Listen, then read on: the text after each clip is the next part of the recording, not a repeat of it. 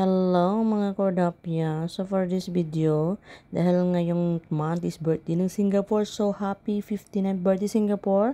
Matagal din ako bago nag-upload ng video kasi inedit-edit ko pa. So, ayan na nga guys, ito yung pinakauna kong pinuntahang country na nagtrabaho ako sa Singapore. So 13 years na po ako dito. So ayan, dito na tayo tinubuan ng mga almoranas at saka mga varicose vein. Oh, jet! Kaway-kaway sa mga OFW sa bugos ng kalibutan, especially here in Singapore. So, huwag kayong magproblema kasi habang maraming tumutubo na uban at maraming lumilitaw dyan sa iyong batiis na varicose is more money. Iyong tandaan na habang nakikita mo yung mga varicose dyan at mga uban na tumutubo, ibig sabihin lalong dumadami ang iyong pera. So, the more varicose you have, the more money you have, di ba? So, yan lang. Kaya, huwag kayong mawalan ng pag-asa kasi habang tumutubo ang uban, tumutubo din ang pera, di ba? Yan lang yung labanan. In fairness naman dito, ang na-observe ko lang, habang tumatagal ako dito, na-realize ko na yung, alam mo yung mag-implement sila ng lola, talaga sumusunod kasi takot ang tao. The government can control everything, you know, para mapasunod ang tao, para sa katiwasayan, sa peace and order, ganun. Talagang takot ang tao dito na magkakamali na. Meron naman siguro mga pasaway, pero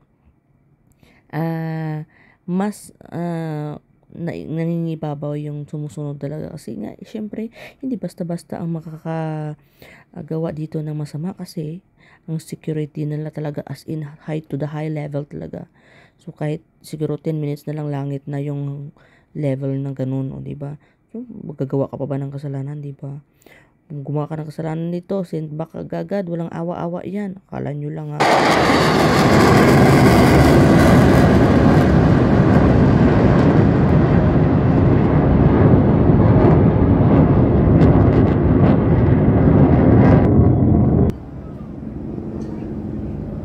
Ay, wow, helicopter nag-exhibition din. Isa din sa hinahangaan ko yung pagdating sa medical services. Number 1 talaga sila kasi ang galing nila, ang uhusay ng mga doktor, basta pagdating ng mga malulubang sakit, parang as in bubuhayin ka talaga guys. Kaya yan, marami din mga Filipino nurses kasi magaling sila mag-alaga, which is magaling naman yung iba.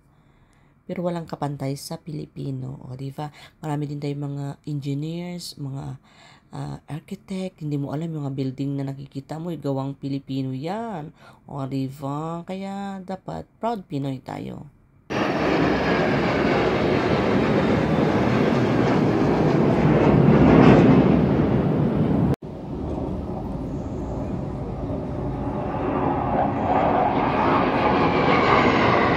So, yan na nga guys. So, ngayon, fireworks display na. Ayan, nanonood ako ng fireworks display. In fairness dito, bago sila mag-celebrate ng National Day, meron pa mga rehearsals for how many times pinapractice nila. So, ayan guys, mga kaganapan dito. Bye!